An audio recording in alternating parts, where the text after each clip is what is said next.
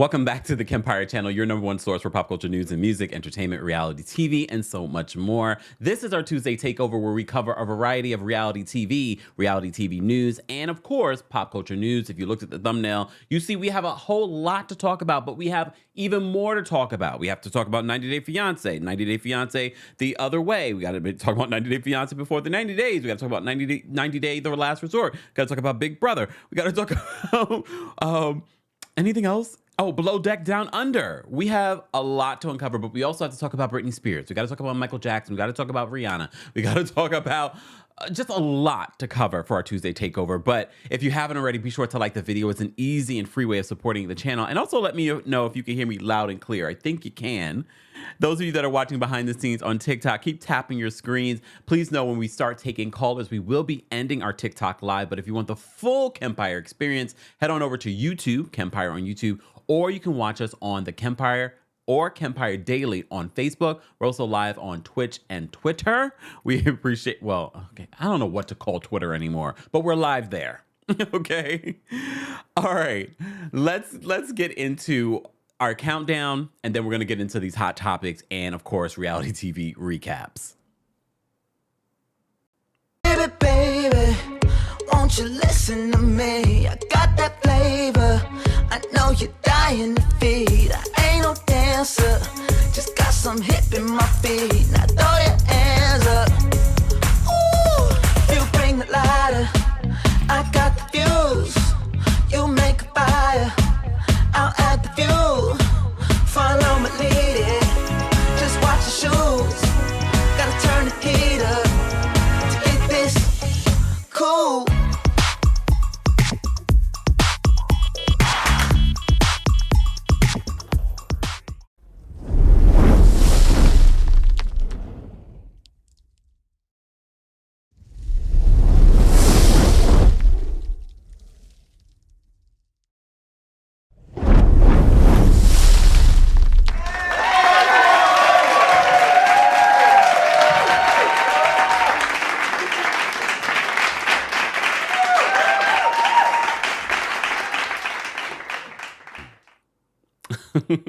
Welcome back to the Kempire channel, your number one source for pop culture news and music, entertainment, reality TV, and so much more. As I said before, don't forget to like the video. Be sure to subscribe. It is a subscribers only live chat. And don't forget, we will be live at 4:30 p.m. Eastern later today to discuss part 2 of Kenya Moore's exclusive interview with Carlos King.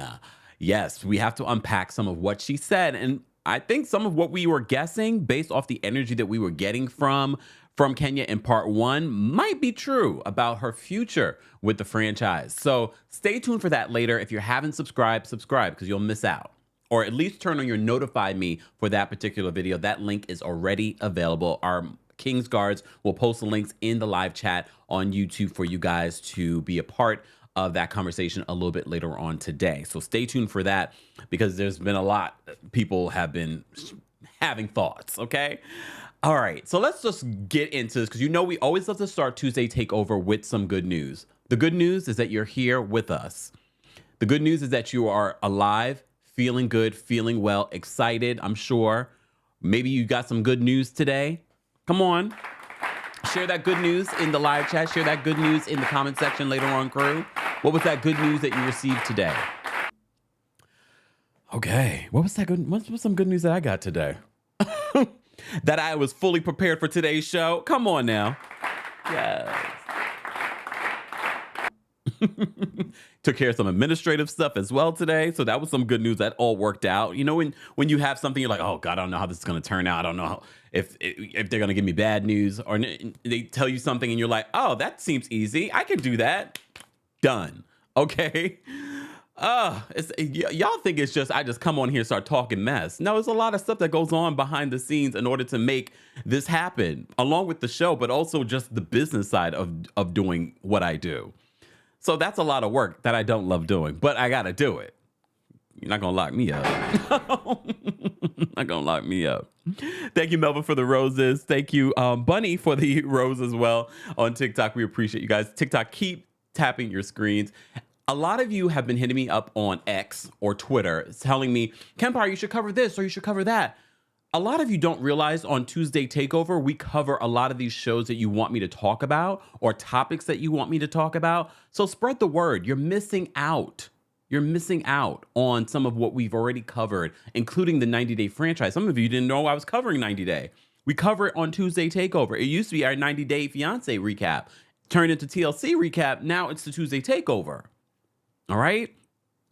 So our good news. We also have to talk about some good news. Rihanna apparently gave birth to her second son. There are mixed reports. Some of you believe that she gave birth to a girl. Look, Rihanna has not confirmed that she's given birth, but by now she should have. Honestly, I'm just glad she gave birth in Leo season. Look, you know I'm not a Leo, but I have a Leo moon, so...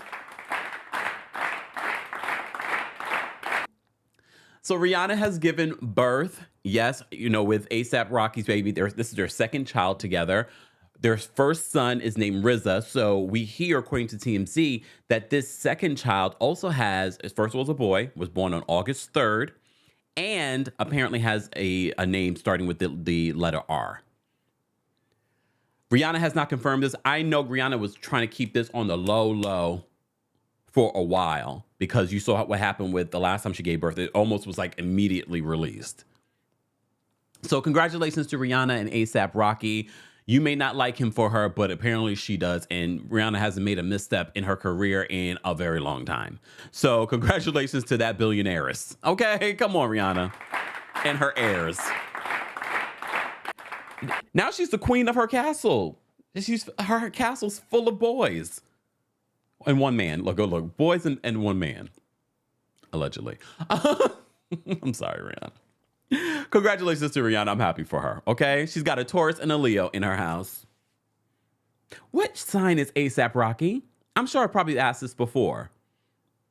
Exactly, Norma. A true Leo. Because it's debatable with some of these other Leos. Because depending on the date. Because who are we talking about? Diana Lyon Jenkins. Nuvarish Jenkins. Remember she said, I'm a Leo? And we were all like, wait, that doesn't make you a Leo. It makes you, I think, a Virgo or something. I forgot what her birth date was. So, Rakim, that's his name. Rakim. Miss Esquire says, I love Rakim for how he plays his position.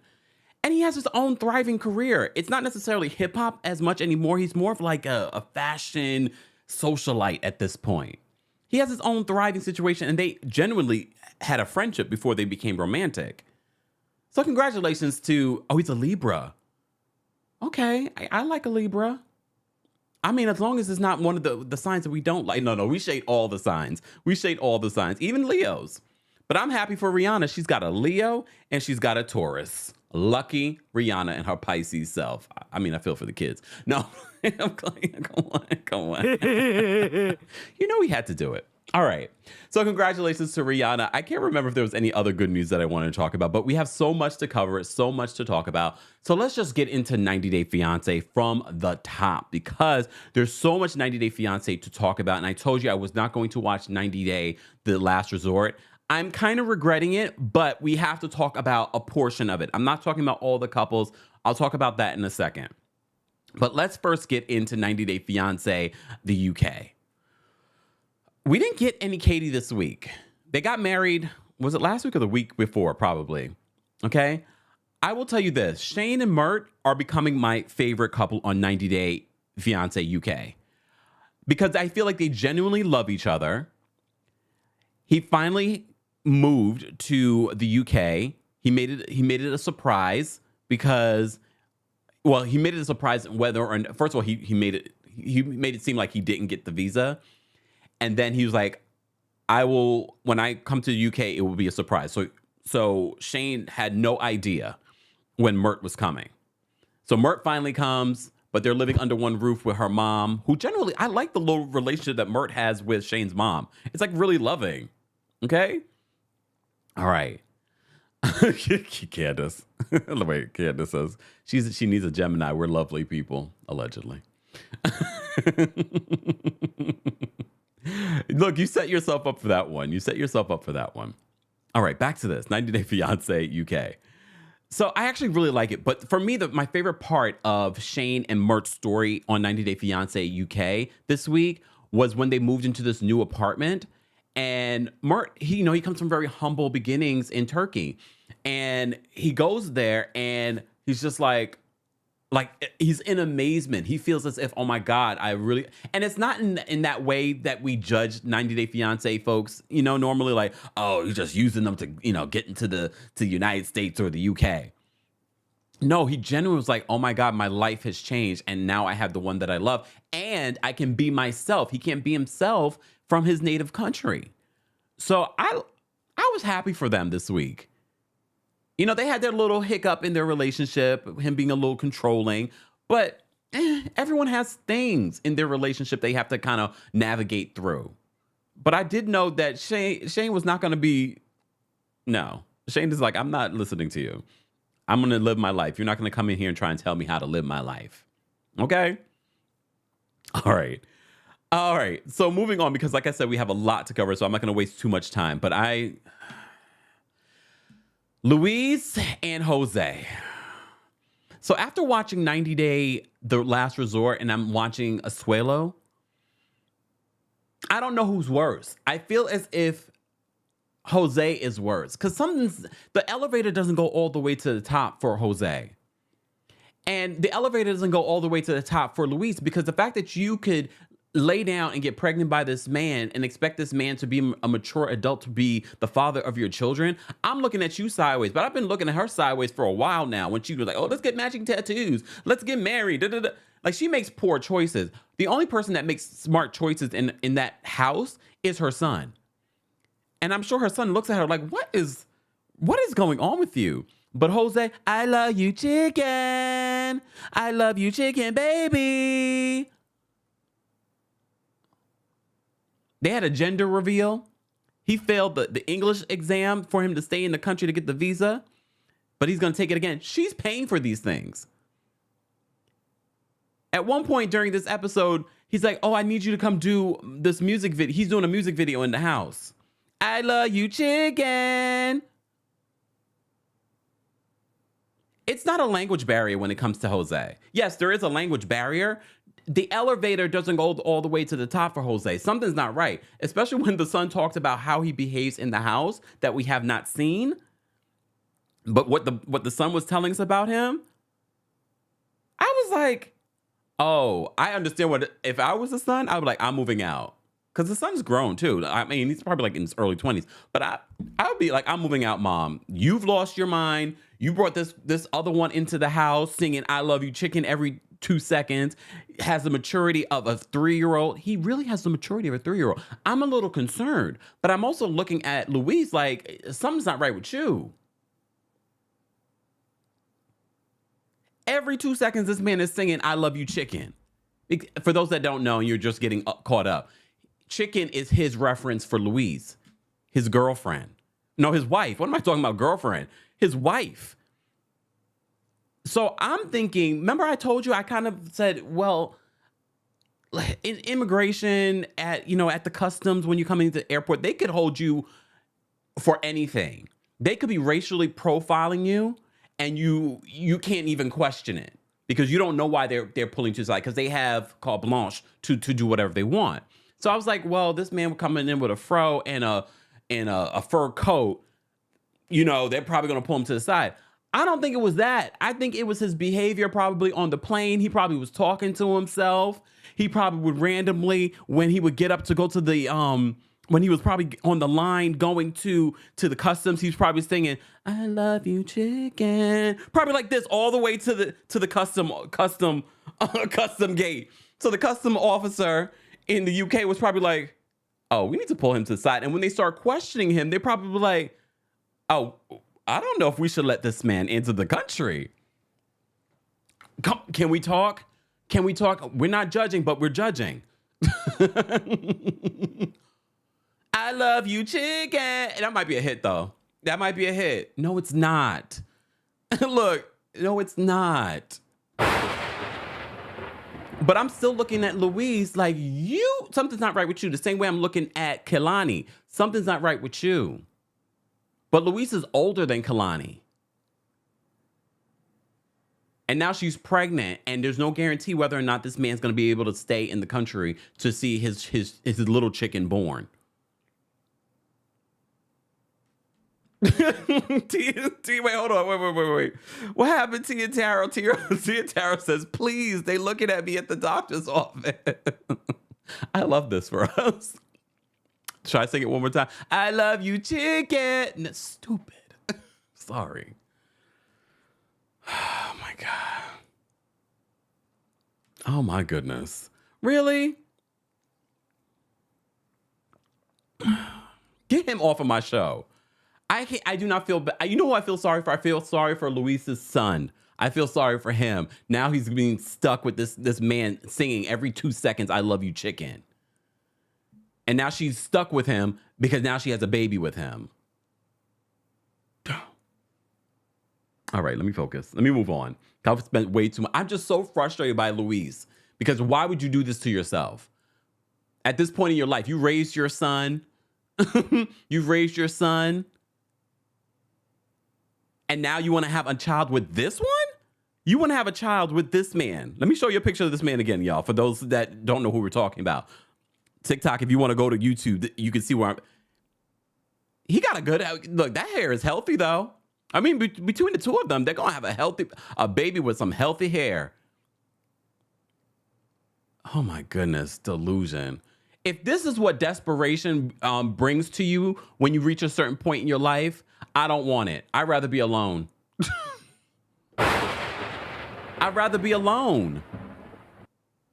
I'd rather be, Tia Tara says, sing it again. I love you, chicken, baby. I can't. All right, let's move on. I'm sorry. I'm sorry for those that you might be listening in your headphone and you're like, oh, ouch, Kempire. I'm sorry. All right, let me move on. All right, let's talk about a new couple this week. Tian and David. David's from the Dominican Republic. Tian is from the UK. Tian is very spoiled. She is used to a certain lifestyle. And I'm not sure what to make of her. She says she already has an idea of what engagement ring that she wants. She's ready to go live with David in DR for a little bit.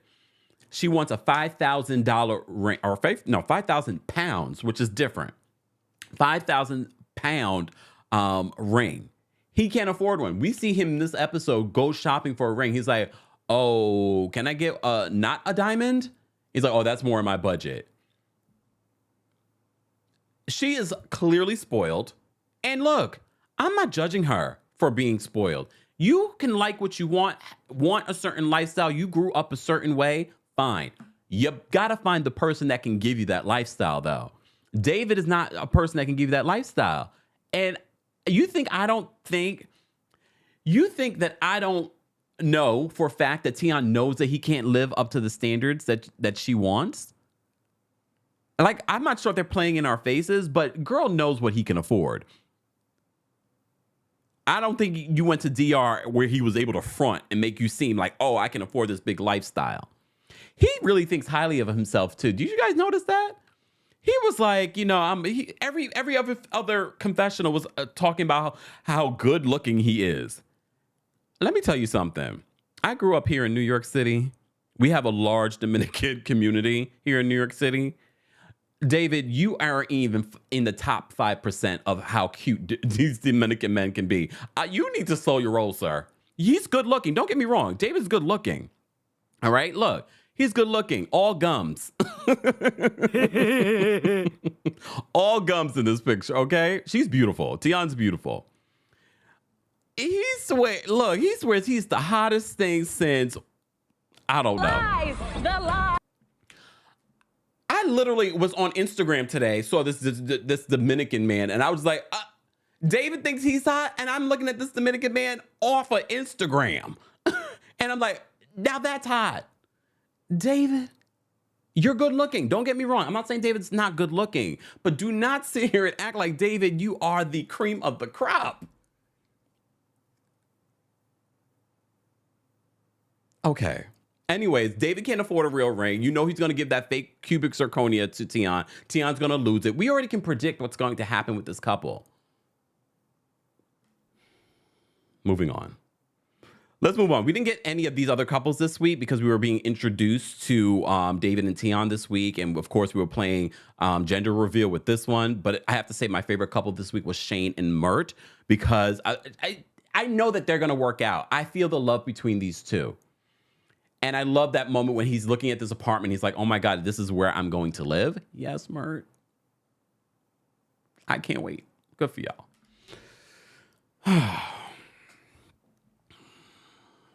And there's nothing wrong with a fake diamond. I'm sure some of y'all got married with fake diamonds, right?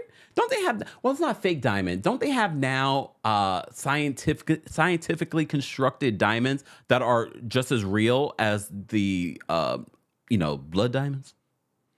You know what I mean? I don't know if I want that either, though. Look, I'm going right. I know where I'm going to get my diamond. Yes, I want a diamond too. I'm playing. All right. Let's move on. Because we are talking about I Love You Chicken. Let's talk about 90 Day The Last Resort. I told you I was not going to watch this show, but you guys kept on telling me, Kempire, it's so good. Episode 1 was so good. And the only reason why you guys liked episode 1 was because of Kalani and Asuelo at the end. The same reason why I didn't want to watch the Last Resort is because 95% of these couples are not interesting. 95% of these couples are our last resort. We do not want to see them ever again after this. I don't care about Big Ed. I don't care about Angela. Why is Michael still in the phone? Why is he still in the phone? They got Michael on iPads during therapy sessions. They got him on the television screen in her confessional. And what in the White Lotus is that music? Y'all know, go listen, go watch 90 Day The Last Resort again. And they are trying to recreate the White Lotus music-esque. I just realized they were in Florida filming this. So this is part of the reason. I thought they went to an island. I was like, so why didn't Michael come? Because they were still in the United States, so Michael couldn't come. How many years we've been waiting on Michael to get approved? They're not approving it. No matter how much he loves Trump. Lies! He's still in the phone. He's worse than Jamal. I don't care. But why was I rooting for Angela in episode 2? I watched episode 2 right before the live. Let me tell you something. Monday nights, my life is in a chokehold watching television because I'm watching Below Deck Down Under. I'm catching up with all the 90 Day Fiancés. Do not call me. Do not write me. Do not ask me to do any breaking news. I am in a chokehold on Monday nights watching all of this crap. If I start mixing up words, that's because my brain cells are dying from watching these people. Dying. But wait, so 90 Day Fiancé The Last Resort. So on 90 Day Fiancé The Last Resort, they're playing this music. And I'm like, this sounds like White Lotus, which I kind of liked. I kind of liked it because of what they were trying to give us in it. But I don't care about any of these couples. I don't care about Yara and Jovi. I still don't. If you watch any of our past Tuesday takeovers where we were talking about Jovi and Yara, I don't care. He wants to have another baby. She doesn't. I don't care. She held a secret out from him, and basically she's on birth control. Who cares? Your body, your choice. He didn't know, but unless you guys were planning to have a baby, then I don't think that's a big deal. I don't think it's a big deal. All the way at the back, we got Big Ed and Liz. Again, we don't care. They're in a toxic relationship. They're moving from California to somewhere in middle America. We don't care. I kind of care about Molly and Kelly. You remember Molly, speaking of Dominican Republic, remember Molly got married to that man? Did they get married? Yes, they had gotten married. Remember that? We didn't know at the time that she had already married that man from the Dominican Republic and that he refused to leave her house. Anyways, fast forward, she met Kelly on social media. Kelly lives here in New York. She lived in Georgia. So the relationship worked. Fast forward a little bit more, Kelly moves to Atlanta, and that's when the problems start. And we really haven't gotten to the root of what issues are happening between Molly and Kelly. But Look, where's Molly and Kelly for me? We haven't gotten to the root. I feel like the issues really stem from Molly. And dare I say, in episode 2, I agree with Angela. Angela's like she's being a little too hard on Kelly. I don't know what's going on. Angela, I don't get what your issues are with Michael. You guys have always had issues. I don't believe this relationship. I believe it's a relationship, but I feel like they're extending it past its due date. Okay? Ooh, the end says Molly and Kelly aren't even a real couple anymore. They just subbed them in because Colt and his wife had to drop out. I did see that Colty was supposed to be a part of this, and I was wondering what happened. Thank you, Ann, for this. So is that why she's being so elusive with what her issues are with him? Because I didn't expect them to even be on here. Oh, see, Paula says, I was confused because I had only seen Molly with the Dominican. Yeah, because they didn't really talk too much they talked briefly about her romance with Kelly, and then we would see them on certain things. On certain things, we would see them. So I can understand why people wouldn't remember Molly and when she got with Kelly. Maybe by the end of this, they will work their whatever issues they have out, okay? I don't know what Big Ed and Liz's issues are besides being just toxic for each other. I really don't care. Big Ed is doing what Big Ed does. He's performing for the camera, especially in episode 2, where he's trying to fight Kelly, who is a former NYPD officer and at least 3 times the size of Big Ed in height. So, look, I'm not a violent person, but Big Ed has a lot of big talk for a little man. Okay? He's annoying. I don't know why they brought him back. I don't know why. People have been telling us first of all, his own fiance wanted us to cancel him. But here she is on television with him. In episode 2, he gets into a big fight with, first of all, why is he jumping into this water? He is so disgusting. Jumping into this pool naked and then showing his stuff to Angela. Does he not realize this is part of the reason why people wanted him canceled? Like, that's inappropriate. That's disgusting. But then, of course, Angela flashes him. They're both disgusting. Anyways, let's talk about the real couple that we need to talk about. Oh, shoot. We got to talk about Asuelu and Kalani. So at the end of episode 1, that is when it really got good. I could care less about everything that happened in episode 1 until those last 15, 20 minutes where Kalani breaks the news that Asuelu had cheated on her when he went back to Samoa. He had some girl give him a professional. Apparently, he caught some sort of STD because he had some on his tongue. And she said he either got it from kissing her or kissing something down there. Then Asuelu gave her a hall pass. You can go kiss anyone you like.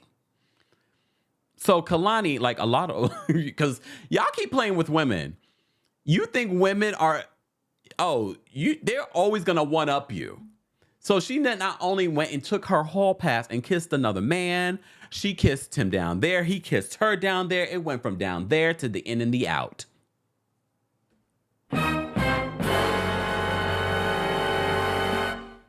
And she told everyone in front of this group. And Asuelu is there crying his tears of. So for those of you that don't remember Asuelu and Kalani's story, she met him in Samoa. You remember she's half Samoan.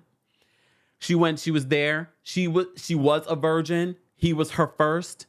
I don't understand why he was her first, because if you met Asuelu, if you haven't watched the show, I don't even call him a man-child. He's a child.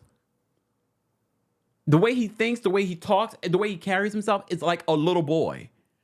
So I don't know how she got anything for him. I talk a little bit more graphic in the new podcast episode, Kempire Radio, if you listen to it. I'm like, how did she ever get, for him? How did she? So she met him in Samoa, got pregnant by him. All right? Her first. Then she got pregnant by him again shortly thereafter.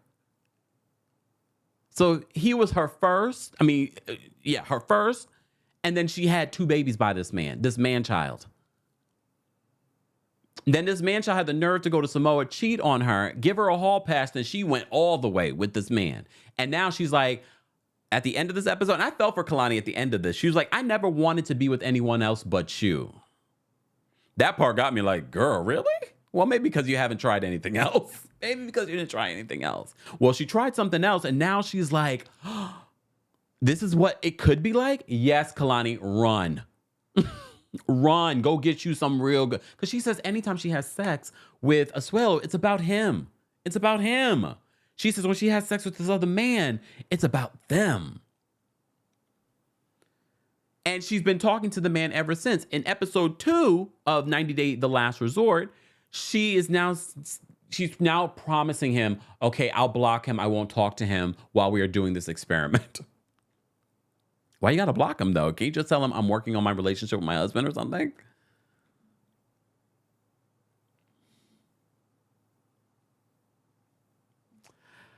Anyways. So Kalani cheated, rightfully so. I'm not gonna even be mad at Kalani.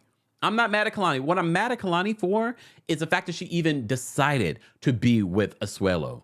She got pregnant by him. I'm sure that's part of the reason why she ended up marrying him. Then she had a second baby by him. And I get it why she probably stayed in the relationship, but we all knew that this would eventually happen. And Asuelo, of all people, got the nerve to cheat on somebody.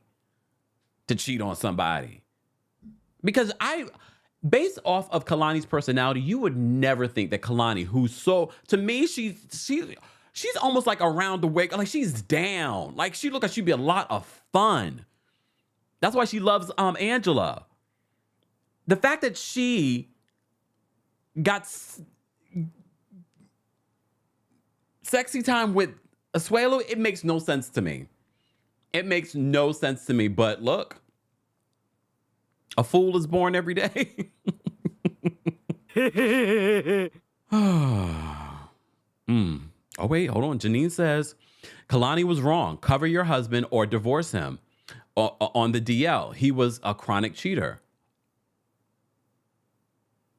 Was he a chronic cheater? Chocolate Soul says that Asuelo threatened her with a good time hall pass, and she took him up on it and had a good time. I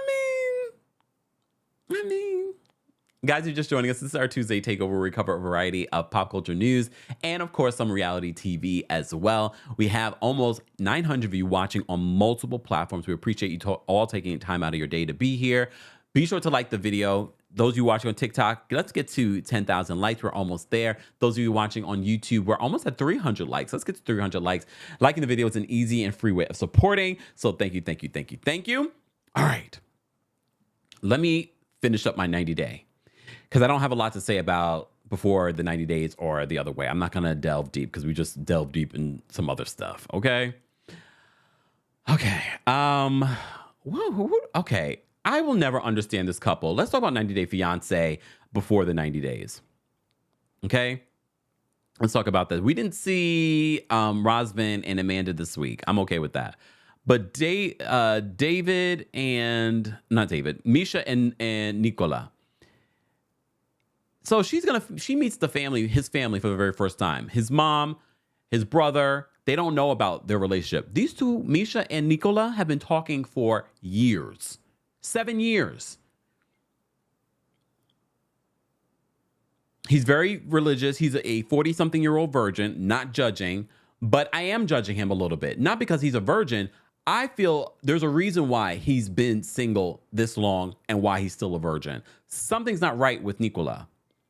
I'm looking at Misha a little sideways, but at least she's lived her life. The nerve of him to have Misha running around Israel after him. Y'all see this man? Y'all see this woman? The nerve. And he doesn't want to introduce her to the family as the girlfriend. Misha, if you don't get some self-esteem and get the hell up out of there, you running after this man? I'm not even just talking about physical looks. I'm talking about personality. I'm talking about he's 40-something years old and he's a virgin. Seems like his growth is stunted.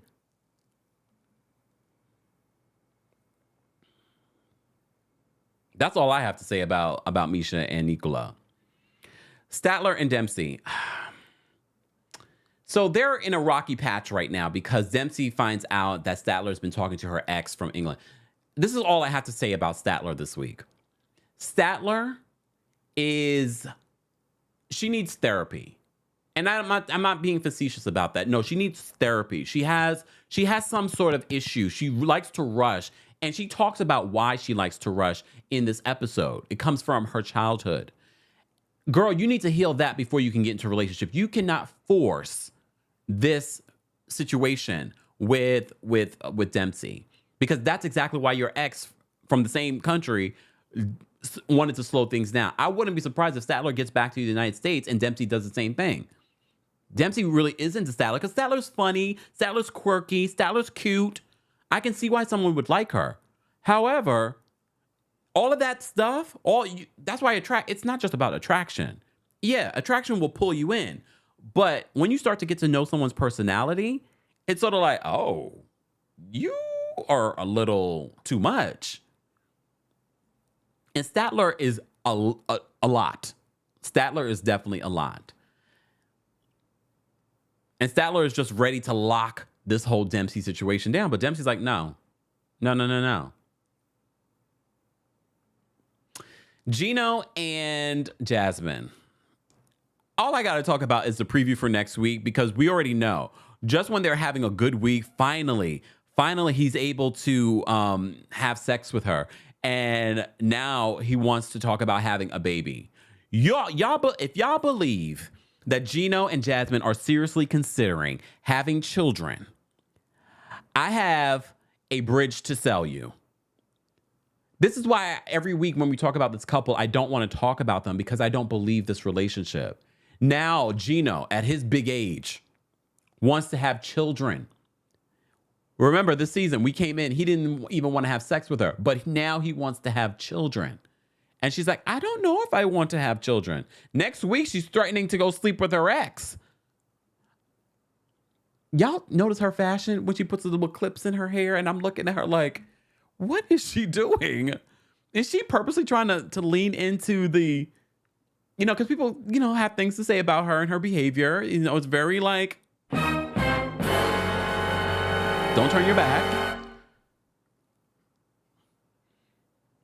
That's all I have to say about them. Look, that's all. No. Look, we're done with Tyree. Thank you, Tyree, for your services. Okay. Christian and Chloe. Oh gosh, I don't think Christian and Chloe are going to survive. Look, we love a tarot reading. We love astrology here. We talk about it. But one thing I will say that I appreciated from Chloe this week was Chloe, because Chloe has autism. And Chloe says that the reason why she does astrology when she's dating someone, it gives her assurance because of her autism. She needs that assurance, and astrology has done that for her. So I was like, oh, well, that was interesting, because at first I was like, y'all really don't need to know whether or not this is going to have a future just yet. I think these two are better as friends. I don't feel like there's sexual chemistry between them. You know what I mean? Because remember last week we were talking about how they were arguing because he didn't tell the producers that they went all the way. And I said, I don't know. I feel like Chloe was doing a little too much. I felt like she was exaggerating and being dramatic. But watching them this week, they're a little bit better. They're trying to have a good time. They're going for this astrology reading. He doesn't believe in the astrology reading, but he goes along with it. But Robin might be right. Robin says Christian is struggling. He's unclear about his own sexuality. He needs clarity. Yeah, this might be a little too new for him. But at least he's giving it a try. You know what I mean? Gothic Violet says, I'm autistic too. Cool. Yeah, I mean, I love what we're doing this season in regards to diversity in relationships and perspectives, because like I said before, I would have never thought about that. When they first were talking about going to see the astrologer, I was just like, oh, I don't know if they should do that. But according to Chloe, she says that helps her and her autism. I was like, oh, well, I never thought about it that way. That's why a lot of times when you guys go for astrology readings, you find it healing because it doesn't just, it's not about telling you your future. It's more about confirming what some of the things that you already knew. So I was just like, all right, Chloe, we'll play along. Look, we'll play along this week. All right. Let me see. Right now, we're talking about 90 Day Fiancé, guys, and the iterations. If you haven't already, be sure to like the video. It's an easy and free way of supporting not just my channel, but other channels that talk about similar topics. This is our Tuesday Takeover, where we cover a variety of pop culture news and, of course, some reality TV and reality TV news. I did see that there is some more stuff coming out from that Bravo possible lawsuit. We may get into that if I have time. Okay. All right. Was there anyone else from this couple situation that I wanted to talk about? Yes. Look, I almost forgot. I will say this. First off, Riley and Violet, we already know this relationship is not going to work. I don't understand how he blocked her and she blocked him and they still were able to get in communication with each other. Okay. I don't understand that. I'm sure this is a production thing. He apologizes. Riley apologizes to Violet. She's like, she takes the apology and he's like, do you feel like you need to apologize for anything? She's like, no. She did say that she feels like there's a language barrier and that's part of the reason why when he asked her serious questions that she's not able to answer them. We know this couple's not going to work. He's later going to admit that he hired a private investigator. This relationship is not going to work and I'm actually tired of watching them. Because to me, it's just like, what are we watching? Where is the hope for this relationship? She doesn't like him. I think he definitely likes her more than she likes him. I don't think she likes him at all. I don't think she likes him at all.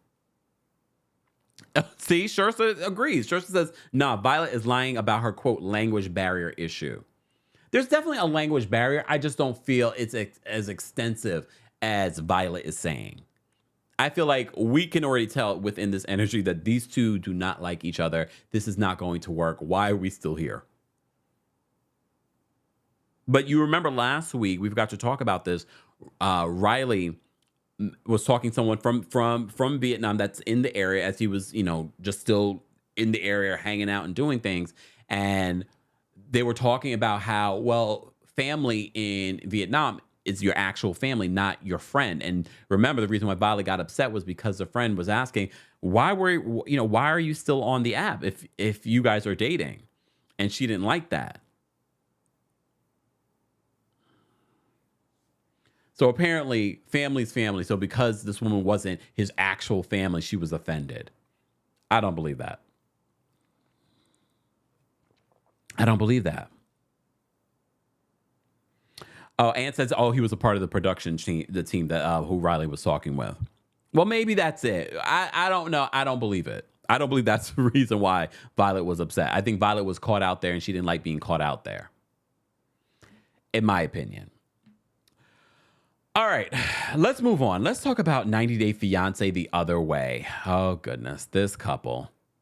They're in South Africa. Y'all got me concerned about South Africa because the more I watch this couple, I'm like, why is security so tight? Why isn't we moving into this complex with all of this tight security? And I keep asking you guys every week, is it that bad? Like, I know crime is bad here in the States, but we don't have security systems like this. Well, we love looking at property. And this week they go to look at a property. She's a little bit of a ditz. Let's be honest. She's a little bit of a ditz. Her trying to change meters to square meters. I mean, from square meters to feet. And then her trying to do the currency exchange.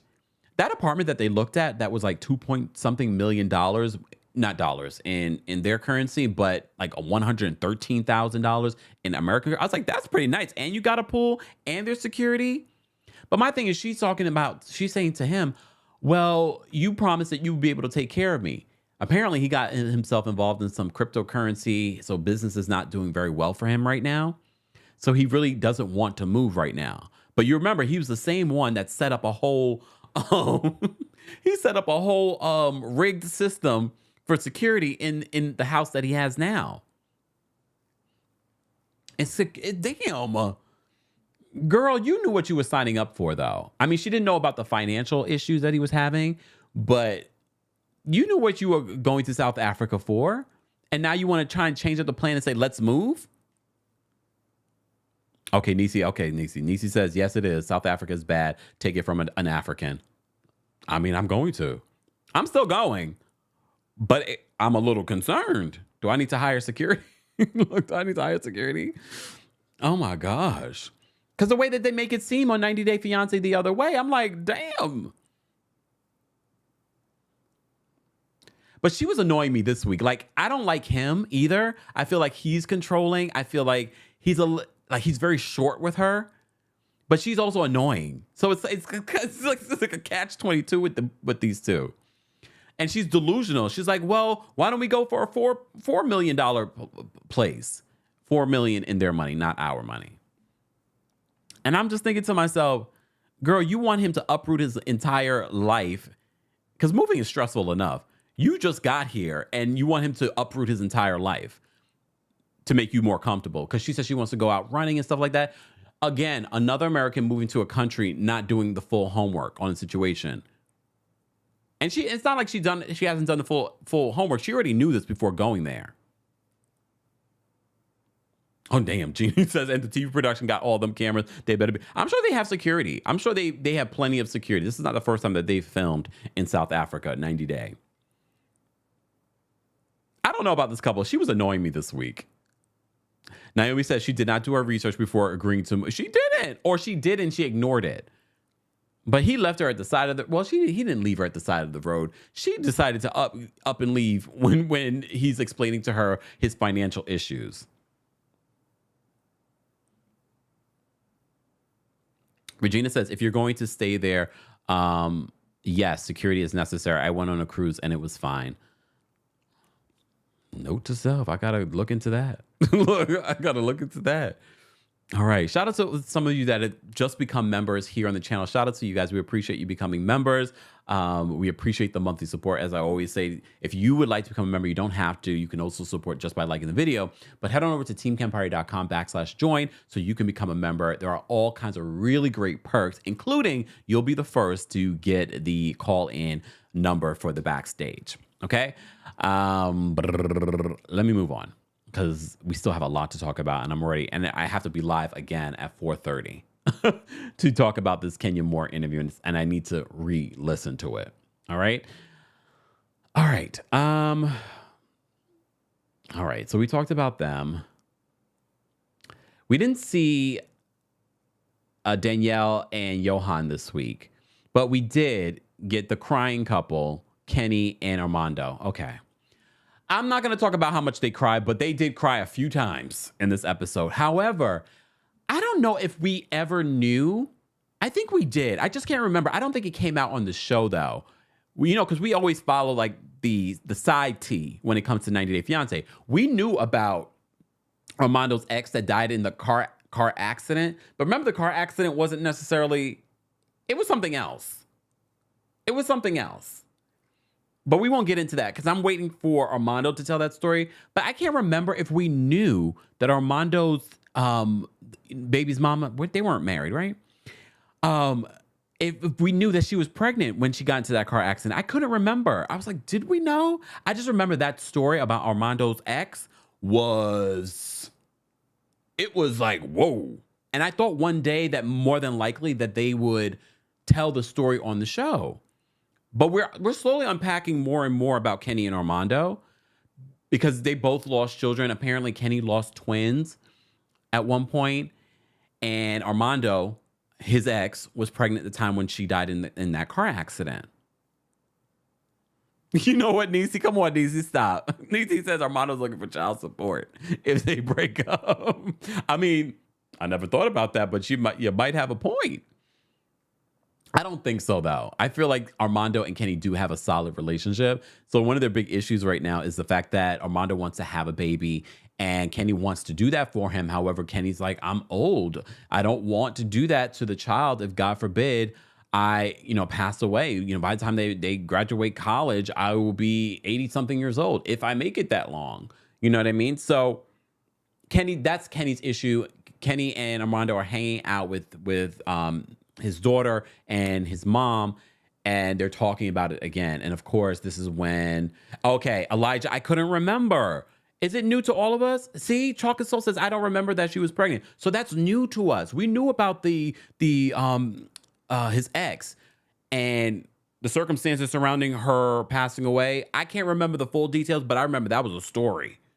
That was a story. However, I couldn't remember whether or not we knew she was pregnant in that car accident. So that seems like it's new to us. You know what, Scherster? Well, some people said that Robert De Niro shouldn't be doing it. Scherster says if Robert De Niro can do it, so can Kenny. Here's the thing. It's not the fact that he doesn't have the ability to do it. Obviously, he can do it. He's concerned whether or not he should do it. He's 60-something years old. I don't know. Don't know. Look, I'm quite younger than Kenny, and I'm like, I don't know if I even want to do that now. I don't know if I want to do this now. Hey, Chi-Town Girls. She says, thank you, Kemp, for getting me through these work days. You're welcome. I appreciate you being here. Don't forget to like the video. I'm playing. She probably already did. Oh, okay. All right. Anything else I want to say about? No, I don't want to say anything else about Kenny and Armando. They cried a lot in this episode, and I'm already tired. All right. That was Holly. Okay. All I have to say about Kirsten and Julio, Kirsten, leave this man. Now, all of a sudden, Julio, remember he switched up on her when she was here in the United States? Well, now he's switching up on her again because he's blaming his mom. His mom needs him in the United States. So now she has to wait another 6 months before he moves to the Netherlands. Leave him. He keeps showing you who he really is. The fact that he switched up on you multiple times in these last couple of episodes, we're already looking at him like, wait a minute, what are you doing? Leave him. Kirsten, leave him.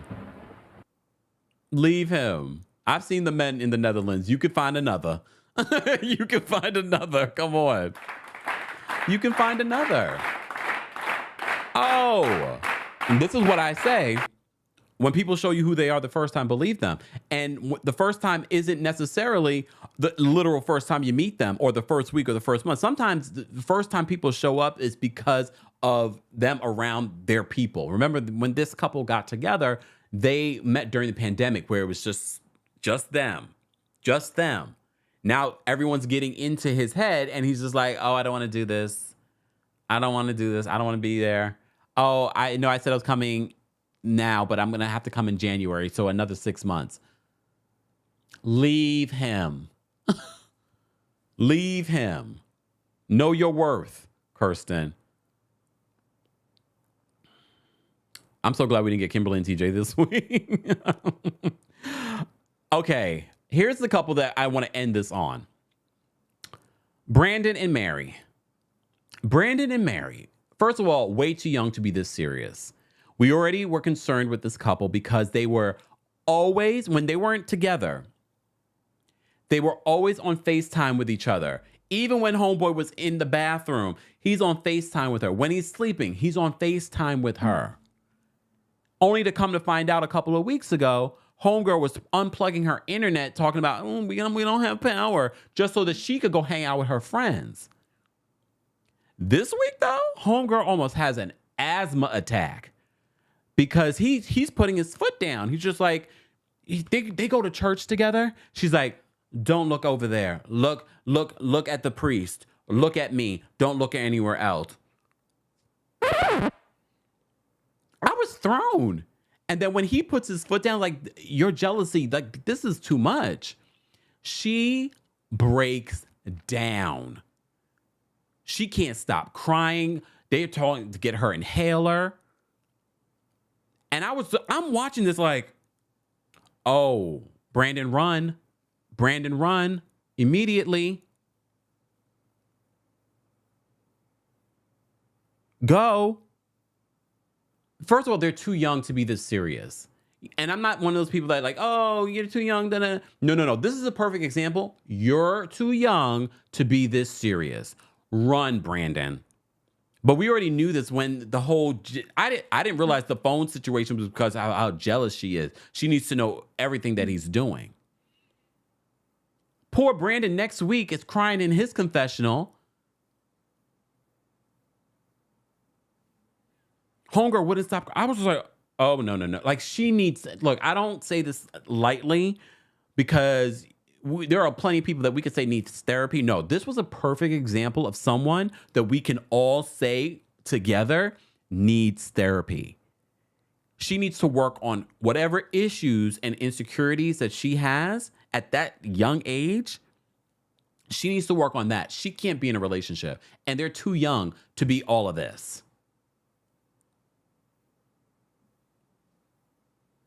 See, Shersa agrees. Robin says they aren't young, they're obsessive. Both. I mean, they're very young too. They're early 20s. They shouldn't be this serious.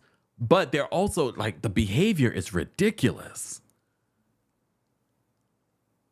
I was concerned. Look, I was concerned before, but I'm really concerned this week. All right. I didn't want to spend too much time, but I wanted to get through our 90-day segment. And that was a long conversation. But I do enjoy 90 Day Fiancé. I don't enjoy all the couples, but I do enjoy talking about them. And I do enjoy talking about them with you. Sidebar, Cherie, are you taking the timestamps this week? Because I know Mama Allie is away. Please let me know in the chat. Or if not, can someone take the timestamps for our replay crew? I know the replay crew, you enjoy our timestamps, but I feel like you should watch from beginning to end. I think it's a good show. If I do say so myself. All right. So before we get into some more reality talk, let's mix it up and talk about, oh my gosh, let's talk about some Wendy Williams. You know, I was going to do a separate video to talk about this, but I was just like, there's not enough. You know, I don't report on everything that comes out about Wendy Williams. However, I thought this was worth at least giving you guys an update because you guys are always asking me for an update when it comes to Wendy Williams, and there isn't always an update. It's actually been kind of quiet in regards to what's going on with Wendy Williams. So I did see this story from Radar Online in regards to Wendy Williams that I wanted to give you guys an update in regards to her financial situation. So they're reporting that apparently Wendy Williams opened a secret bank account. So you may recall that Wendy Williams is under a financial guardianship. So, and this all was sparked from her Wells Fargo account because they felt like she was unfit and she felt like she was under the influence of people that were trying to take advantage of her. So they write this in their article. They said former TV gabber Wendy Williams, who's 59 years old, she just turned 59, is allegedly trying to do an end run around her bank by reportedly opening a secret account. But she doesn't know how to use it. Oh, damn. According to Radar Online, they said Wendy has secretly opened a new bank account to divert any money she's making forward away from Wells Fargo, where they froze her accounts when her financial advisor told them she was of an unsound mind, a source told the National Enquirer. The insider also added that Williams is allegedly trying to sell off her personal stuff to friends, but she doesn't know her account number and refuses to accept checks. It's a mess. According to Radar Online, they said they reached out to Wendy Williams' rep for comment. They have not heard back. They said this wouldn't be the first time that the embattled star tried to offload her personal goods after the Wendy Williams show ended back in June of 2022. It's been over a year. And even remember in that last year, Wendy was not even on her show. So technically it's been 2 years since we've seen Wendy Williams on her daytime talk show. They said in March of this year, Williams was trying to sell several items from her $3 million New York penthouse, including the show's iconic purple Hot Topics chair. They said Wendy is trying to get rid of items for spring cleaning. This is what people do this time of year, her rep said at the time. It's a new chapter for Wendy, and she wants new things. This is a common gesture people do, and Wendy is no different. They went on to say that Williams' decision to do, quote, spring cleaning came weeks after she was spotted bar hopping following her rehab stint for extreme alcohol abuse, sparking concern from fans and her inner circle. In June, Williams' manager, Will Selby, confirmed that the former television personality was back at a wellness Center receiving treatment after her son, Kevin Hunter Jr., said that he feared for her life. So if you missed any of our coverage in regards to Kevin Hunter Jr.'s interview or what was going on when it comes to that, be sure to check that out. The last we heard is that Wendy was in treatment. So I was actually surprised to see this story come out about a secret bank account. According to the Radar Online, she doesn't even know the account number. I'm trying to figure out how this was even set up, especially if you're under a financial guardianship. However, then I'm thinking, well, if she's under a financial guardianship under her Wells Fargo, Wendy, you only have one bank account? I'm wondering. Because I learned a long time ago, you should diversify, not just how you bring in money, but how you save your money as well. I'm surprised that she didn't. I believe she does have other bank accounts. So I wonder if the financial guardian has control over that, or does the financial guardian only have control over Wells Fargo? I'm sure the Wells Fargo account is probably where she has the majority of her money. So apparently she has a secret bank account. Who set that up? Will? But like I said, if anything, I'm kind of happy that we haven't heard any other news besides this. For me, this is not even big, major news. If anything, I'm just glad it's not news of another issue with Wendy and her sobriety. I haven't heard anything in regards to that. So hopefully she's just working on getting herself well. Not to do a podcast, not to come back in a reality show. Just get herself together. Thank you, Cherie. Cherie says the timestamps will be out shortly after the live replay crew. Thank you, Cherie. All right, shout out to our King's Guards, guys. Do not forget to say hello and thank you to all of them. They hold us down for every single live. I'm sure they'll be here later for our Kenya Moore recap, her interview recap. So stay tuned for that at 4:30 p.m. Eastern, 1:30 p.m. PST. J Mac on my TikTok says she had a secret bank account. Good for her. I believe that she had more than one account. You know what Robin says? Will or Todd set up the new account for Wendy. I have more than one bank account. Do you have more than one bank account? And after seeing this whole situation, I might get a third. Wait, I do have a third. Oh, come on, wait. No, I do have a third.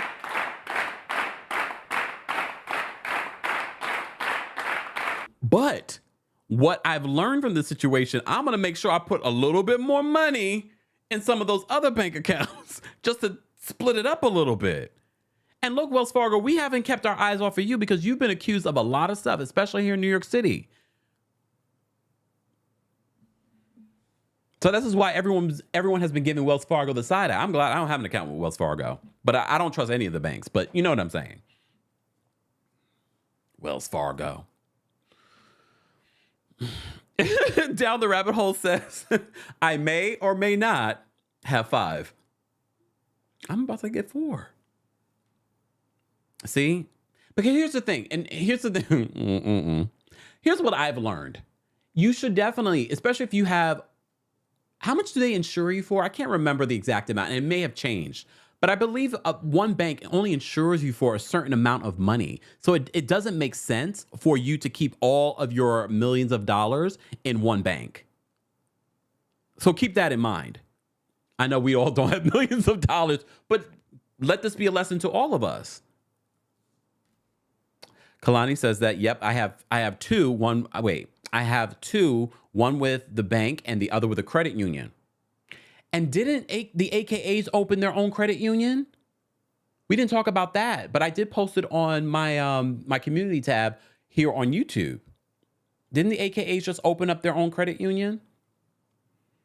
I need to, See, this is how we learn. We always learn from our community and each other. Last night when we did our Real Housewives of New York recap, Miss Brooklyn Diamond called in and talked about the banks and things like that. Why here in New York City, a lot of the old banks are now being repurposed. We always are learning stuff from each other. Thank you. I couldn't remember. Yes, $250,000 is $250,000 that the banks insure you for. So if you have more than 200, well, look, come on. Come on. We're going to invite that kind of funds into our lives. Okay. So if you have more than $250,000, you should diversify because the banks only cover so much. Anyways, how do we get into this conversation? Oh, Wendy. I know Naomi. Look, I know we can't join, but I thought that was pretty great. Shout out to there's a lot of AKAs that maybe don't have a credit union and now they can join. We can't, but anyways. All right, let's move on. So Wendy Williams has a secret bank account that she doesn't know how to use. Allegedly. I mean, I wouldn't be surprised. All right. Speaking of legends, let's talk about Michael Jackson. Where's my Michael Jackson picture? I don't have my Michael Jackson picture here. Hold on, y'all. I'll use this picture because this is the people trying to sue him. Here's the thing. I'm a little uncomfortable with this whole situation because Michael Jackson is dead. Okay. And he's being run through the situation in regards to, the allegations that Michael has followed him for years, even after his passing. And now it seems as if they're trying to get money out of his estate. As you know, since Michael has passed, his estate has done very well. Very well. So according to our friends over at the BBC, they write this. They said the two men who allege they were abused as children by Michael Jackson can revive a lawsuit against his companies, judges at a U.S. court ruled this past week. Wade Robinson and James Safechuck, both in their 40s, claimed that Jackson abused them for years while they were boys. They can now pursue previously blocked lawsuits against the singer's companies. They say that these companies had a responsibility to protect them. Lawyers for Jackson, who died in 2009, maintain his innocence. Mr. Robson and Mr. Safechuck claimed that they were abused by Jackson in the late 1980s and early 1990s while staying at his Neverland Ranch. The accusations featured in the 2019 documentary, Leaving Neverland, which Jackson's family described as, quote, a public lynching. In 2020, a Los Angeles judge ruled that Mr. Safechuck could not sue Jackson's businesses, saying that the companies didn't have a duty of care to him. A year later, the same judge ruled against Mr. Robson on similar grounds. But on Friday, an appeals court in California disagreed, ruling that a, quote, corporation that facilitates the, quote, I can't use this verbiage on here, so I'll just say the abuse of children, but one of its employees is not excused from an affirmative duty to protect those children merely because it's solely owned by the perpetrator of the abuse. It would be perverse to find no duty based on the corporate defendant having only one shareholder. And so we reverse the judgment entered for the corporations. So the lawyer for Mr. Safechuck and Mr. Robinson, Vince Vinaldi, said that the court had overturned the previous incorrect rulings in these cases, which were against California law and would have set a dangerous precedent that endangered children. So Jonathan Steinsapier, a lawyer for Jackson Estate, said that he was, quote, fully confident that Jackson was innocent, saying the allegations were contrary to all credible evidence and independent corroboration. So just when we thought that situation with these individuals that are accusing Michael Jackson of abuse was over, apparently it's not. I just don't know. How do you even prove this case when the person has passed? Like, what evidence is there at this point? We shall see. We shall see. I was a little shocked by this news because I do remember when the judges back in 2020 basically said, no, you have no rights to anything in this situation.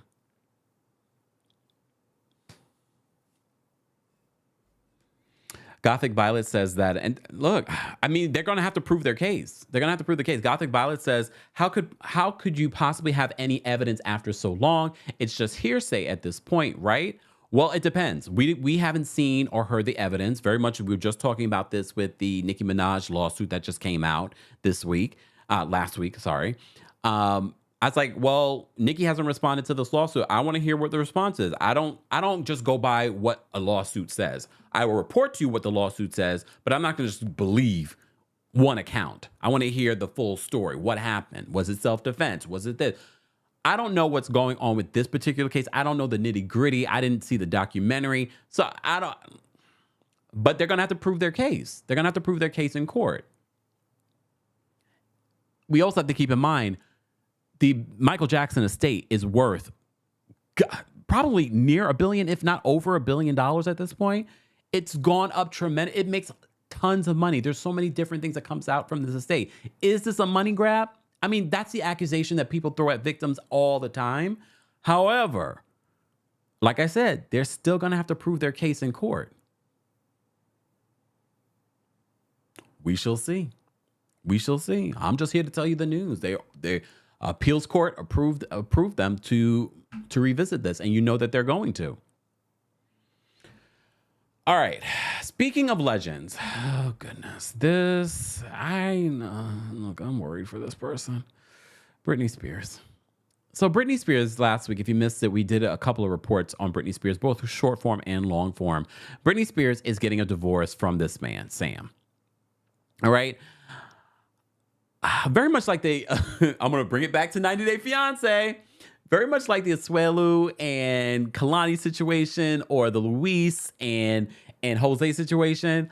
I've been looking at Sam with the side eye for a long time.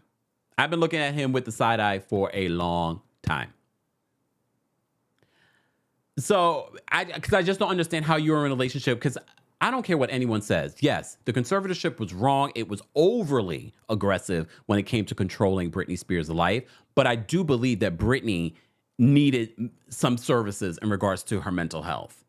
I'm still concerned for Britney and her mental health. But I looked at Sam with the side eye. Like, how are you in a romantic relationship with someone that, first of all, that was in a conservatorship? I don't know how that works.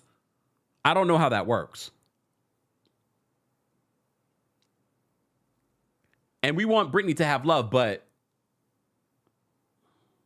I always looked at him with the side eye. Well, now there are all kinds of different accusations. We've covered it. Apparently, he was being hit by Britney. Did she cheat on him? All kinds of things. He came out with a statement. She recently came out with a statement. Now, Britney's celebrating her divorce. All right, let's see.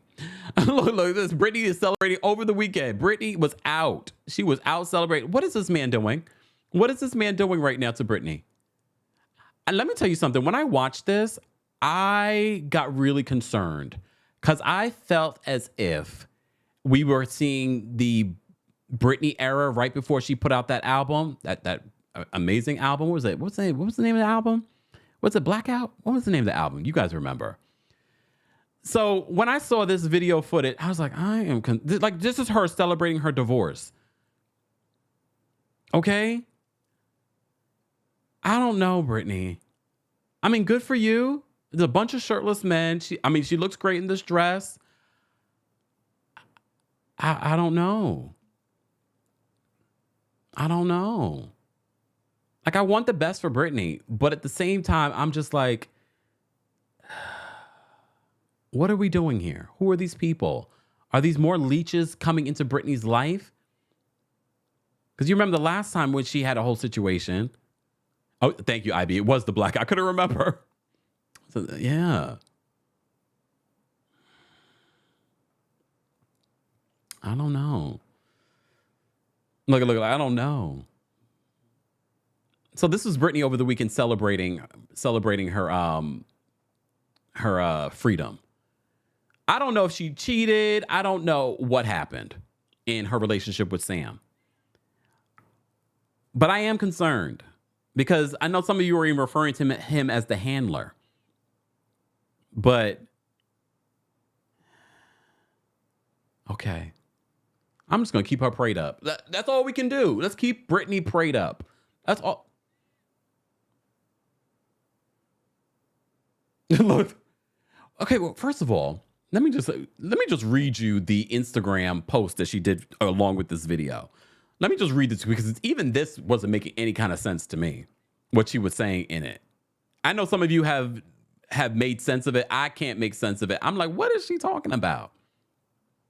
What is she talking about? Okay, so she said this along with this video. Hold on, let me read it to you. So in the caption of this video that I'm playing for you, she says, when you go to meet up with a so-called, quote, friend and drive an hour for chicken, then you have to wait in the car and need to use the bathroom. I knew paps were tipped off because the car I was in was never used before. So how was I followed? Malibu Canyon Road is the most horrible road ever to drive on. So what does a B like me do?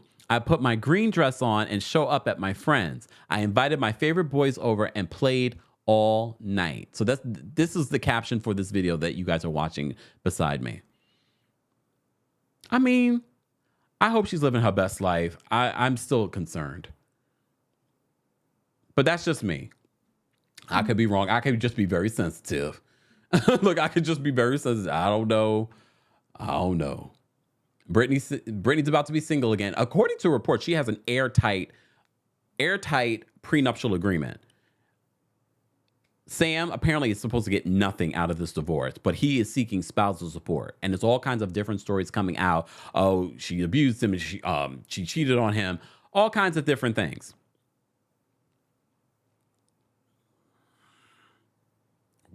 Just saying. Sidebar, I never talk about this woman. I purposely do not talk about this woman for the love of Portia. No, not the love of Portia. I never talk about this one. Did I put the picture here? I don't have it here. Oh, no, I do have it here. Hold on, let me show you this picture. I'm just going to show you this picture, and we're going to briefly talk about it because it is Tuesday Takeover, and this might be the only time that we ever talk about her again. But Falynn Pena,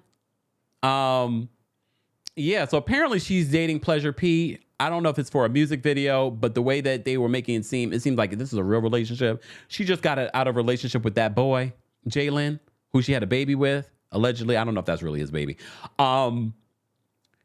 She's got a lot of kids. I don't understand how she has the time. How do you have the time to have a relationship? I'm working and I barely have time. And you got a bunch of children. But she's now allegedly dating Pleasure P.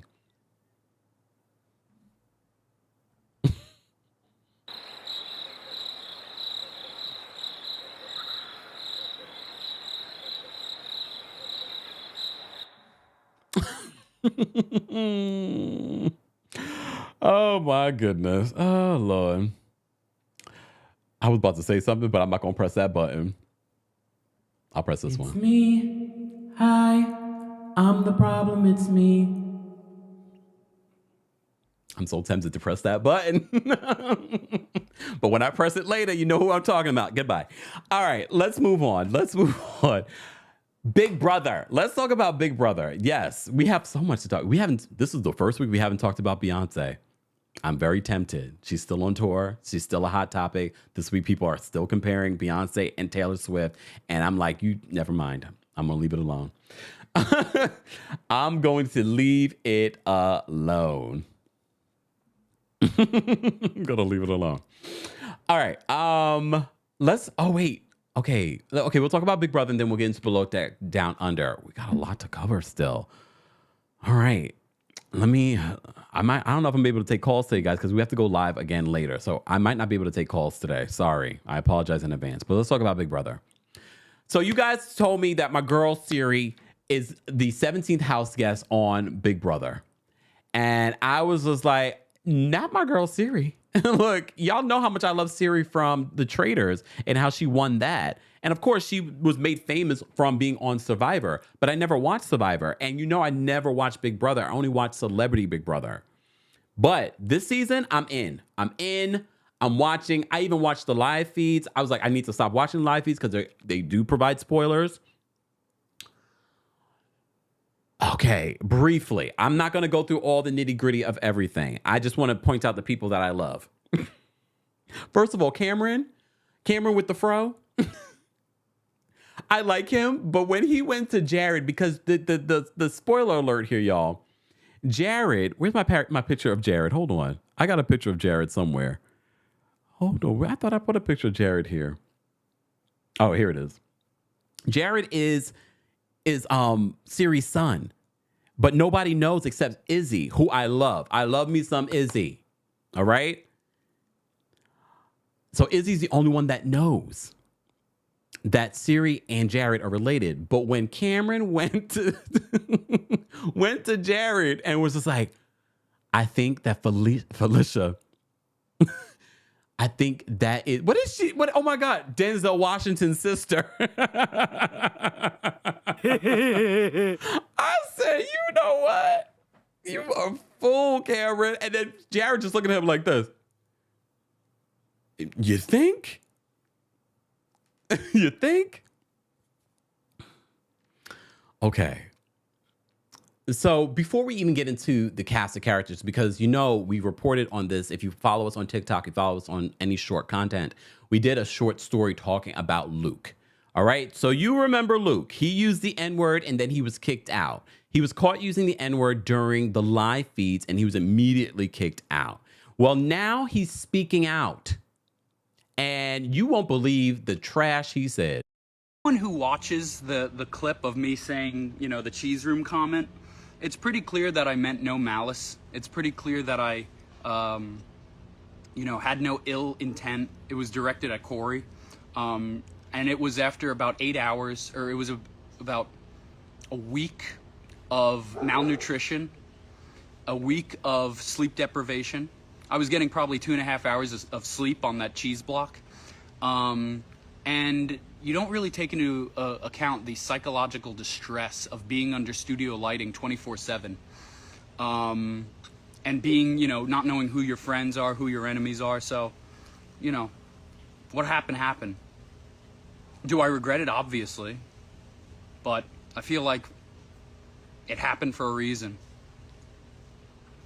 Are you steak watching, or are you upset at the production? I'm not upset at the production. Their hands were tied. They had to make a sacrifice. I understand why. Did that seem... TikTok, you weren't able to hear it. This is why I always say watch us on the other platforms. He didn't seem remorseful at all.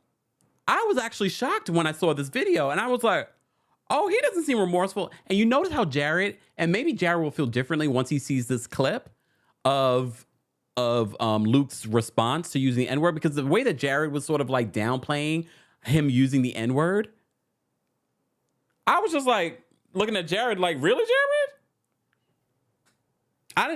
I don't need Jared to be upset, but don't try and defend what he did. Because the fact that he was able to use the N-word like that, just nonchalantly, and then now he's blaming being not eating enough. He was famished. He was famished. And he was sleep deprived. So that made him racist.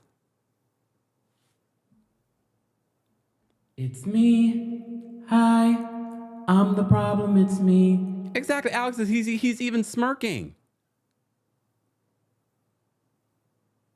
So bye. I'm so glad that he's gone. I'm glad that he showed himself, because we didn't need that energy in the house, okay? Because everyone else is fine. Riley is gone. I can't remember everyone's name. I forgot her name. It was a black woman. She was like the first one to leave. Then Riley was gone. Riley was a tough competitor. Heisem. Ooh. Do you guys want Heisem to leave? Hold on. Let me bring up a picture of Heisem. Because at first, when Heisem made the speech about Riley leaving and encouraging everyone to vote her out, I didn't see a problem with what he said. It was later when Felicia won the HOA, the HOH, head of household. Yeah. When she won that, when he went to her, basically being aggressive towards her, saying, yeah, I want Jag gone. What? Why? How are you telling me? Kirsten, thank you guys so much. Kirsten was the first to go. When he went to Felicia with that, and Felicia was just like, and I love this. I love how the black women are running things in this house right now. Because Siri's running things on her end. Felicia's stepping up on her end. And she's making him believe, she's like, okay, hi, son, I'm gonna backdoor you. I hope this works. Their plan, because we don't know yet. I hope their plans to backdoor Hisam works. Because I saw a whole other side of Hisam on Sunday night's episode. Because I was like, oh, he really thinks that he runs things in this house. Because at first, when he made that speech in front of them, I was like, it's not bad. I feel like I agreed with him how Riley had already separated the house, the old versus the new, the younger ones. But I was just like, oh, wait a minute. They're about to backdoor him. And Siri's spearheading it. Brianna says, I love Felicia's reaction to receiving her seasoning in her HOH. Here's the thing. She won HOH, and I hate the fact, because it's like the multiverse that they're in this season, but every time they would call her to get slimed on and she had to bring someone with her, and they did it multiple times, I was like, how is this a win? How is this a win for our girl Felicia? How is this a win for her? I'm trying to understand. Nitwit, thank you so much for the super chat. Nitwit says, what happens to her money if it's never, wait, what happens to her money if it's never lifted? Well, she does get a portion. Wendy Williams, Nitwit is referring to, she does get money from her account, but it's controlled. It's for her living expenses and things like that. So she does get her money. It's just, she doesn't have any control over it. If she was to pass on, I'm assuming that would go to her son, depending on what her will is actually saying. Let me turn on my notifications. Okay. So, yeah. So back to Big Brother.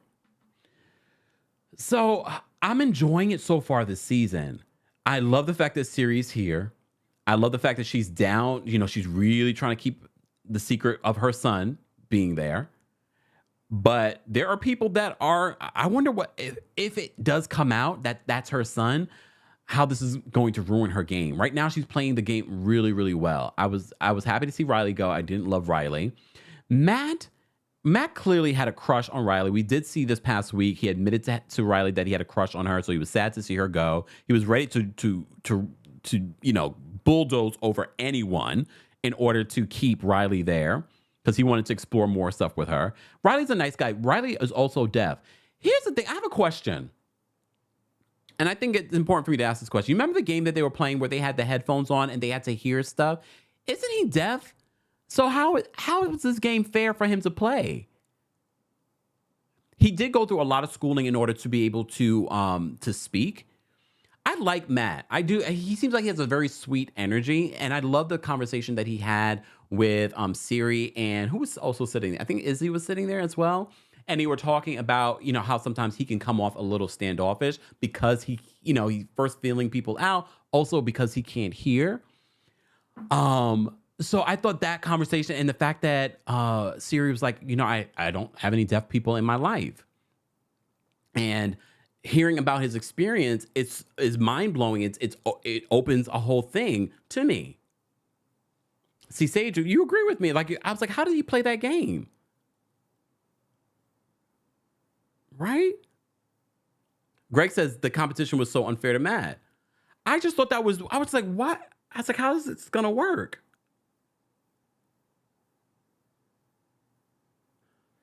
But he played the game somehow.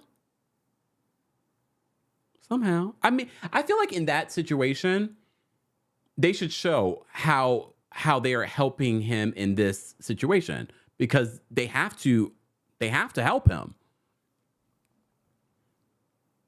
Ooh, El Michelle says, exactly, Kempire. I want Felicia and Siri to add him to their alliance. Maybe, because you never know how the game of Big Brother transforms. Just when you think that you know how it's going to end up, it ends up completely different. I didn't expect everyone to vote Riley out. At first, the way that they were talking, I thought they were going to keep Riley in. But then come to find out, come the elimination day, everybody voted for Riley to leave.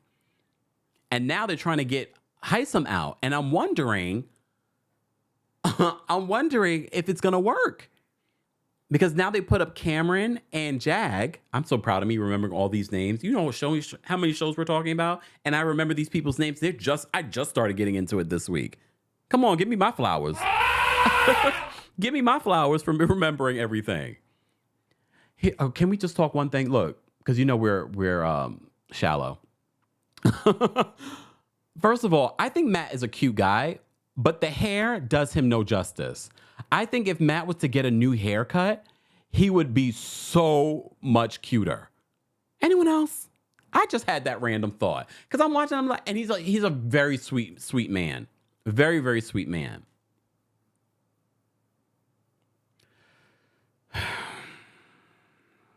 I know. I have a feeling that Heisem's gonna stay too. I'm worried about that though. I want him to go,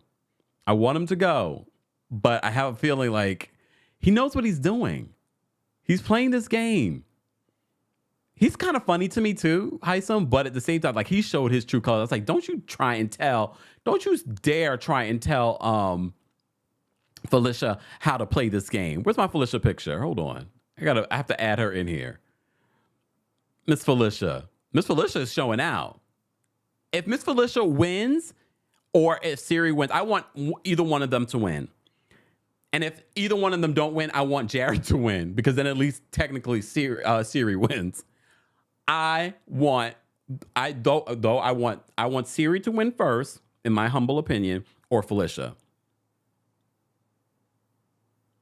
Team bad bitches. Come on. And I love Izzy. I really do adore and love Izzy. I think Izzy is so funny. Is Izzy drooling over Matt? I love it. Izzy's my spirit animal. And I love how Felicia is like the mama bear to a lot of these people in there, including Cameron. I like Cameron too. I hope Cameron wins the veto power. I don't want him to go yet. I know. See, Black TV says Jag is going to sabotage the mamas, Siri and Felicia, and keep Heisem. But they can't, right? They can't technically do that. They either have to save themselves. I'm trying to remember how the game is played because, you know, I only watch the Celebrity Edition. I don't know how that's going to work, but I'm staying locked and I'm staying tuned. Stay tuned for my reaction next week to how this all plays out. But I'm in. Come on. I'm in. Big Brother. Multiple nights a week. Goodness. All right.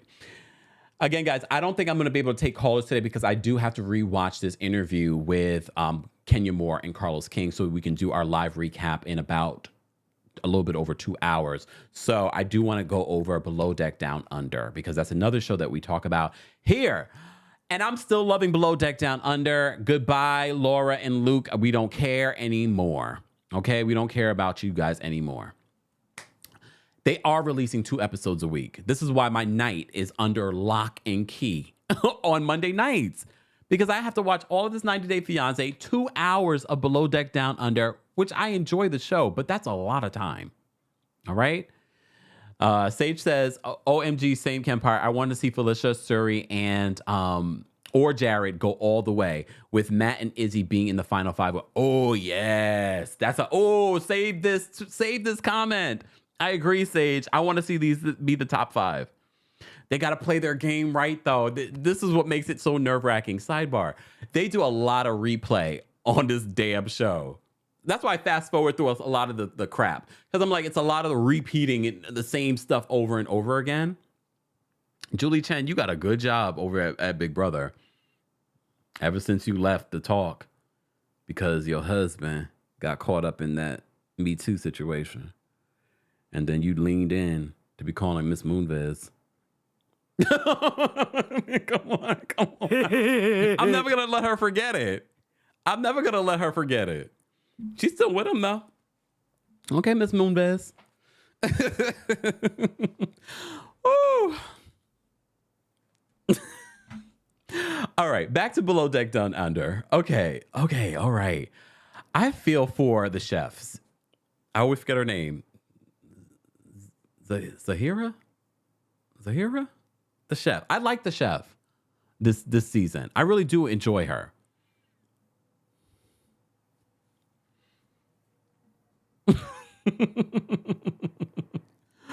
I do enjoy her. I think she's funny. I like her commentary, but she's hurt this week because damn Culver. Because Culver last week hooked up with the new Stu, who I haven't remembered her name enough. All right.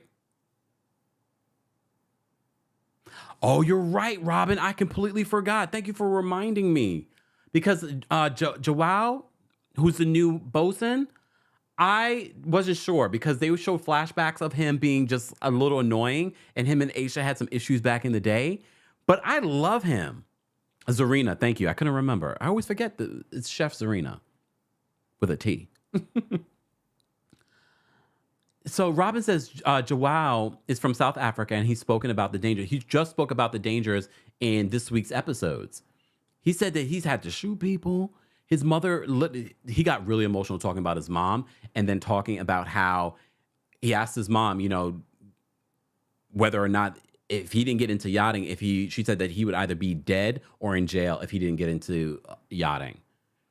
I was like, what? Okay, but sidebar. Zarina and Joao, who have mutual friends, and they weren't even looking at each other like this until Culver broke her heart. She's been very upset, but she's been more upset with this new Stu, who I don't care about her name. Oh, thank you, Keisha. Keisha says the new Stu's name is Jamie. I don't care, Jamie the harlot. But I get why Zarina is upset with Jamie, because she told Jamie, I like Culver. And Jamie did not hesitate and got what she wanted and hooked up with Culver. And when I say hooked up, she went into the shower, and I was impressed with Culver. 30 minutes later, they're still going at it in the shower. Joao is in his bunk. Like, what is? He's like, oh, is that what we're doing right now? So she's heartbroken, but now she's looking at Joao like, maybe. Now they're starting to do a little flirting. I kind of want to see that happen now. At first, I wasn't sure about Joao, but now that we're seeing depth to his story, when he broke down talking about his mother and the way that he grew up, I was like, oh, wait a minute. I might feel differently. I might feel a little differently towards him, very much like how the chef is feeling. Aisha's boyfriend comes to visit her as a surprise. Well, the fact that Aisha's putting in contacts in Captain Jason's eye, I always look at their relationship as, look, anyone else? Captain Jason and Aisha? I'm like, maybe. But then when her boyfriend came this week, I liked hearing about Aisha's boyfriend and their relationship and what they're planning. They're trying to, save up to buy a home in New Zealand. I was like, okay, I'm happy for Aisha. I was happy to see for her this week that she got that little visit from him. Deborah says, stay away from Joao.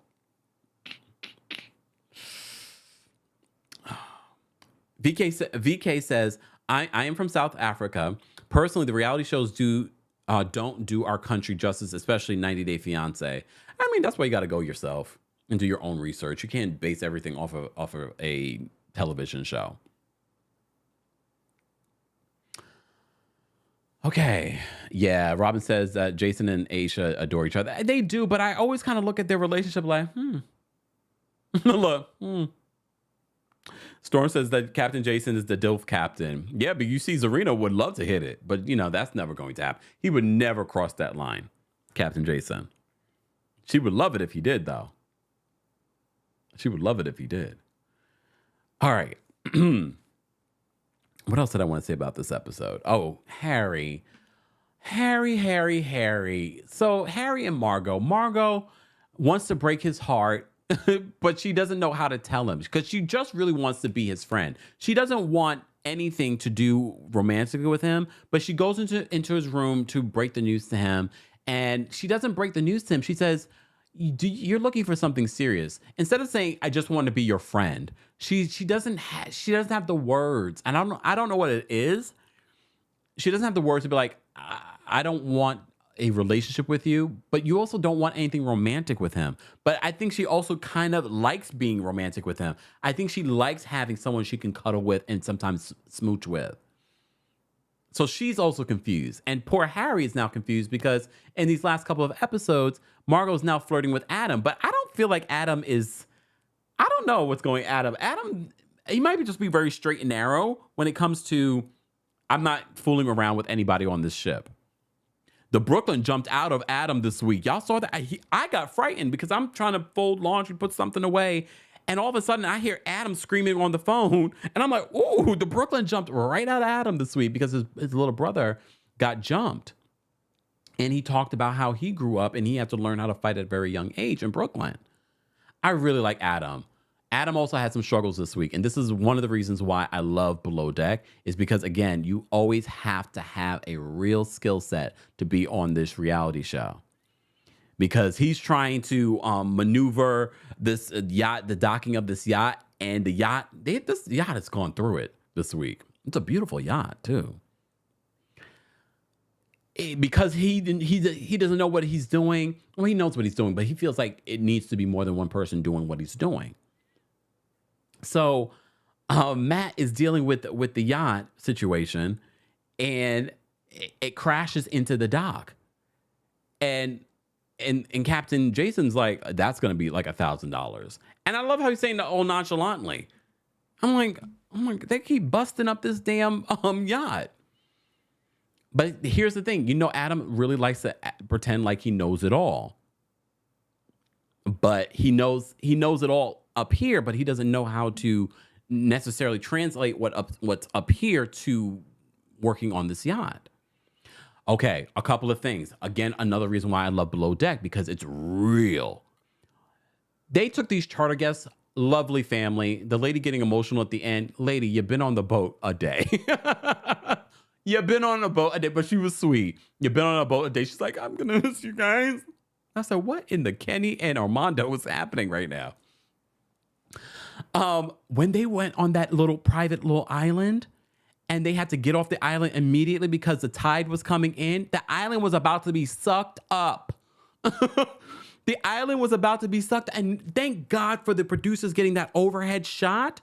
Because they're just like, oh, because I don't think you could even fathom what was happening from seeing it just from this view. Oh, we needed to see it from the view of above, below, because they were trying to get everything back to the yacht after the people had lunch and things like that on this little island. But the island was about to disappear. And they were struggling. Trying to get that boat back into the water because the tide was coming. It was pushing the boat and this and that. So they had a few real Below Deck moments that I really, really enjoyed this week. So that was one of them. There was something else in regards to Below Deck that I wanted to talk about. So the chef and Culver are having their issues. Eventually, Culver pulls her to the side to have a conversation with her about it because he wants to eat. We do have... What else? There was something else that I wanted to talk about this week in regards to Below Deck. I'm trying to remember what it was. I don't want to forget it. Oh, the way the episode ended. The way the episode ended. How did it end? Oh my goodness. I'm trying to remember everything. This is a lot to remember. Oh my God. What was it how it ended? I can't remember. You guys will remind me in the chat. How did this episode end? How did this episode end? Let me just say thank you. Zoe, thank you so much for the super chat. Zoe says, I love and respect you, hence why I say security reasons in South Africa are very contraventional as a result of apartheid, inequality, systematic racism, etc. It's not a light or fun topic. I understand that. And I look forward to coming to South Africa and learning more from the people. Okay? I'm trying to remember what happened at the end of this episode. I'm so mad. It was something else with, I remember. It was another issue with the boat and Adam. So Adam is, he's dealing with the anchor. Thank you so much, Deborah. Thank you. This was so scary, and we don't even see how it ends because that's the cliffhanger until next week. So Adam is dealing with the anchor, and it's, mind you, the boat's moving. The anchor should not be going down. The anchor's going down. It's going really, really fast, and the boat's moving. They said if that anchor was to snap off, it could hit Adam, knock him off the boat. Like it's a situation. It's a situation. Thank you, Jeremy. Thank you for the time check. I need to go take a break. Guys, we're not going to be able to take callers today. I wish that we could, but we just do not have the time today because you saw we had a lot to talk about. But we will be live later today at 4:30 p.m. Eastern to recap Kenya Moore's interview with Carlos Singh Part 2. We have a lot to unpack, so stay tuned for that. We will take callers then. So stay tuned for that. But let me tell you, the way that Below Deck Down Under ended, I can't believe I forgot. I just knew that there were a few moments, like real yachting moments that we had to talk about. I felt for Adam because he was losing control of that anchor and just the ramifications of what that could mean for the yacht, what that could mean for the dangers of everyone. Like, we've seen some dangerous moments, even people almost dying on this show. I'm surprised we didn't see a bunch of like people that we don't see on Below Deck run out to try and stop the situation. Like, I was scared for Adam. And I think this is a great wake-up call for Adam because I think he was walking around this boat. I'm the most degreed. I know everything about yachting because I went to school for it. Now he's understanding going to school versus doing it in real life are two different things. Anyways, I enjoyed having these conversations with you guys for our Tuesday takeover. We covered everything 90 Day Fiancé, everything Below Deck, everything Big Brother. We will be posting the timestamps a little bit later on so that you guys can go to the areas of the conversations that you want to talk about. We also talked about some pop culture news. That is what Tuesday Takeover is. It's a moment for us to catch up on some of the things that we don't get to talk about anywhere else. Thank you to anyone that sent in a super chat. Thank you to everyone that liked the video. Guys, don't forget, let's get to 600 likes. Liking the video is an easy and free way of supporting not just my channel, but other channels will start to show up in your algorithm. Don't forget, a new episode of our podcast came out over the weekend as well. So be sure to subscribe to the Kempire Radio podcast on your favorite podcast platform. And as always, don't forget to rate us 5 stars on your favorite podcast platform. Thank you to everyone that was watching on TikTok. Thank you to everyone that took a break from lunch with me. I appreciate you. Shout out to our Kings Guards in the live chat as well. Shout out to our members of the channel. And of course, shout out to our subscribers. We appreciate you. We're almost at 300,000 subscribers. So if you haven't subscribed, get subscribed. All right. So you're not missing out on anything. Let's get out of here with some music. And I will see you all at 4:30 p.m. Eastern, 1:30 p.m. PST for a recap of the Kenya Moore interview. I will see you guys then. Let's continue this conversation. Replay crew, later on crew, in the comment section. Let's get into it. Okay. What song do I want to play?